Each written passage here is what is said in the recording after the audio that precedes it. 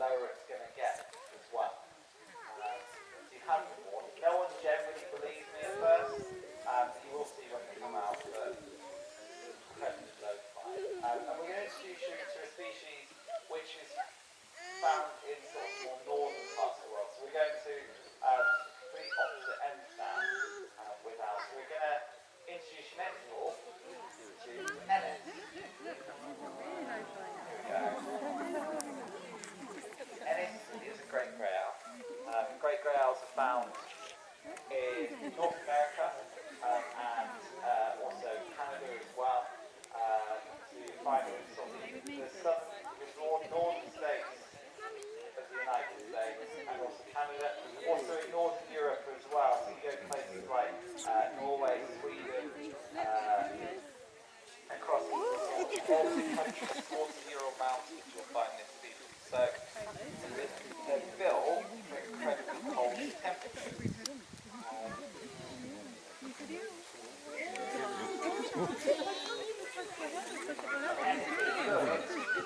Like quite a large species of owl, and it actually only weighs about 760 grams. That's it. So Ennis's skull actually is a similar size to something like a tennis ball, so there's not a lot of owl and all this feathering. It's a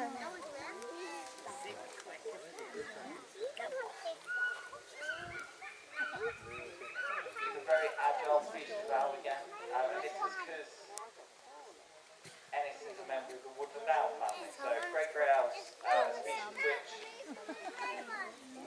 generally very often is hunting in sort of quite heavily wooded areas or on the edge of woodland as well.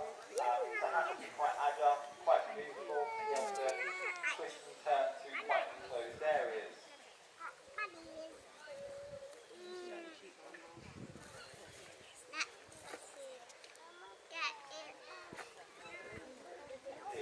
Kind of see that they're quite good at judging sort of distances and gaps and that. So you will see, as we're flying, and it's very low at the top of your head, you might notice that there's a slight change in wings to be able to get through some of the gaps. They've also got an incredibly long tail as well, which helps them with their manoeuvrability, so they're able to twist and turn to get through sort of very tight enclosed spaces.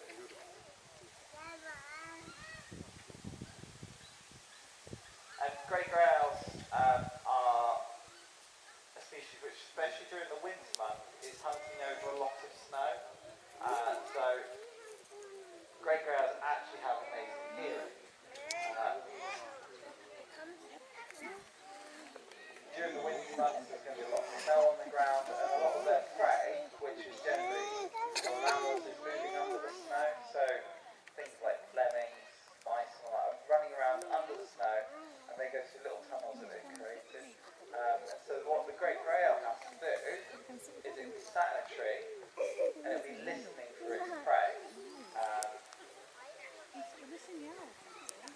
And their hearing is so accurate, they can hear their prey through about a foot or so of snow, and they can catch that prey without ever seeing it. So they're relying solely on that hearing. So they've got this incredibly large facial disc, which you can see on their face, and this is what gives them their amazing hearing. So the sound hits this facial disc, and it acts a bit like a satellite dish, so it pushes the sound towards their ears, and then they are able to work out exactly where that prey is under that snow and then catch it.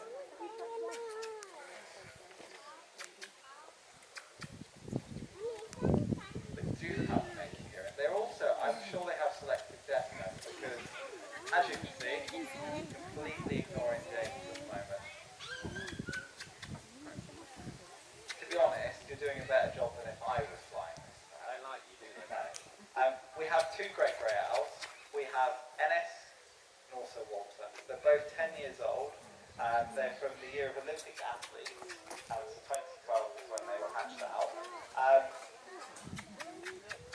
And if I'm completely honest, Ennis can't stand me and won't do anything.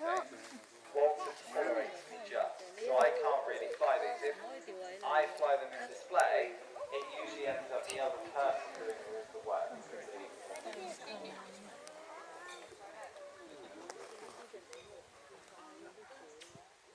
the only part of this owl which isn't covered in feather is the underside of his feet. Otherwise, he's really heavily feathered,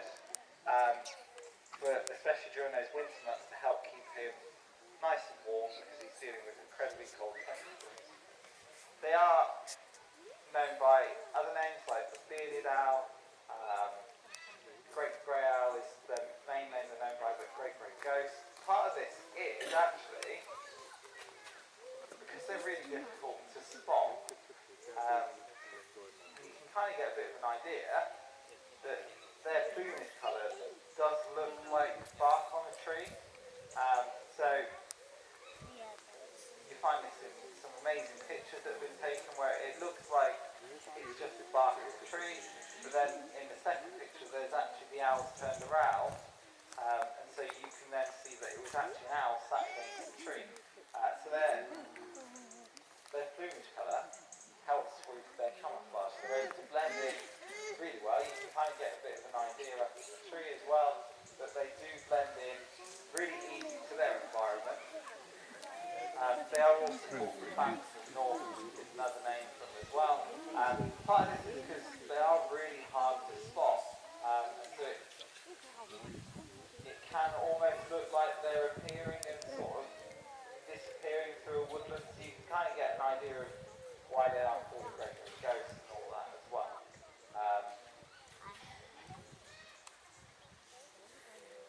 It's also called a Lapland owl because of where they come from in the wild. So they do have, and it goes with all species, they do have lots and lots of different names. Ennis's scientific name is Strix nebulosa. Strix is the woodland owl family. So actually things like the tawny owl in this country is also a Strix owl as well. So it's a species which hunts in the woodland. Nebulosa means misty or foggy, and this is partially because of this sort of appearing and disappearing that they have. Completely ignoring you now, James.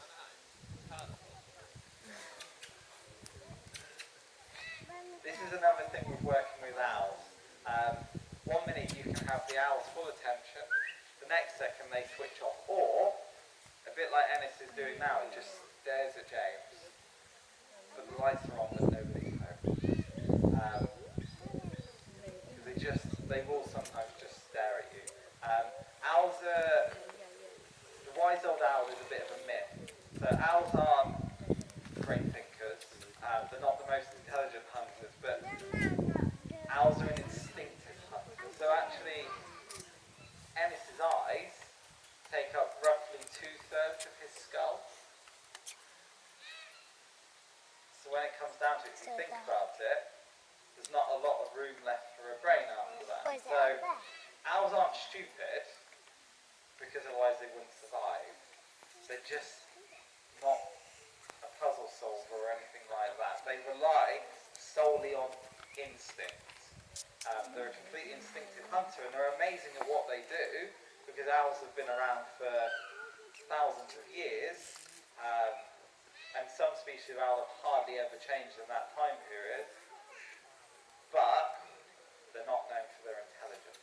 So they're a bit like a light switch. 1 minute it's on, and then it's off, and then they zone out. A bit like this actually. This is an owl zoning out. An owl zoning out can last for 5 minutes or 5 hours. So I hope you find the benches comfy. You could be sat here for a while. Quick toilet break. There we go.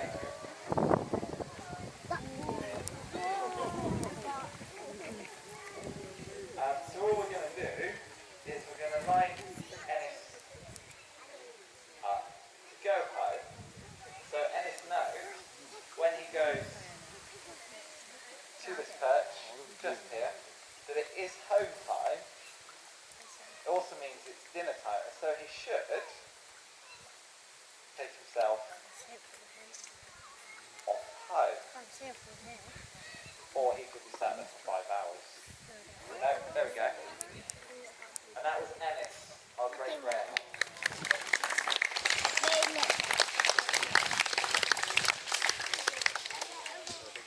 Okay, where is the next one?